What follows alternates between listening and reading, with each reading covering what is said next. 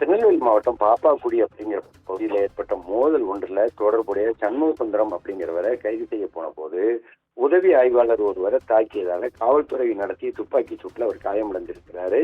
இந்த சம்பவத்துல காயமடைந்த சண்முக சுந்தரம் அதே மாதிரி உதவி ஆய்வாளர் முருகன் ஆகிய இருவரும் சிகிச்சைக்காக பாளைய அரசு மருத்துவமனையில் அனுமதிக்கப்பட்டிருக்கிறாங்க.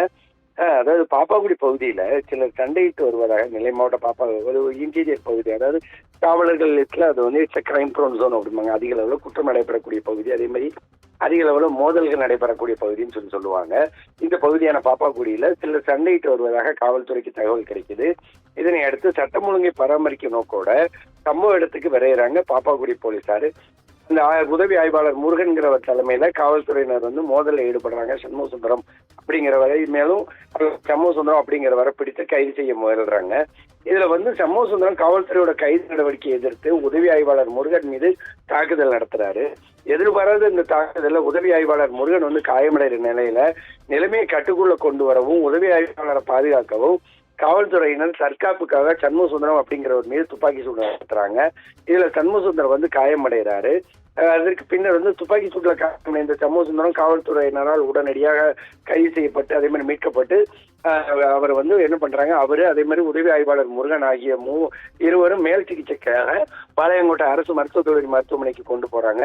இருவருமே தற்போது மருத்துவ கண்காணிப்புல நலமோட இருக்கதாக மருத்துவமனை வட்டாரங்கள் வந்து தெரிவிச்சிருக்குது. இந்த சம்பவம் குறித்து பாப்பாக்குடி காவல்துறையினர் வழக்கு பதிவு செய்து தீவிர விசாரணை மேற்கொண்டு வர்றாங்க.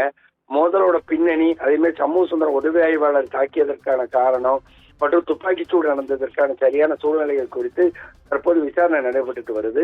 ஏற்கனவே அதாவது இந்த வழக்குல தொடர்புடைய சண்முக சுந்தரம் அப்படிங்கிற மேல கிட்டத்தட்ட பல்வேறு வழக்குகள் இருக்கு. கொலை, அதே மாதிரி கொலை முயற்சி உள்ளிட்ட பல்வேறு வழக்குகள் இருக்கு. மேலும் இந்த பகுதியில அதிக அளவுல அசம்பாவிதங்கள் எதுவும் நடைபெறக்கூடாது அப்படிங்கறதுனால கூடுதல் பாதுகாப்பு படையினர் வந்து குவிக்கப்பட்டு இருக்கிறாங்க.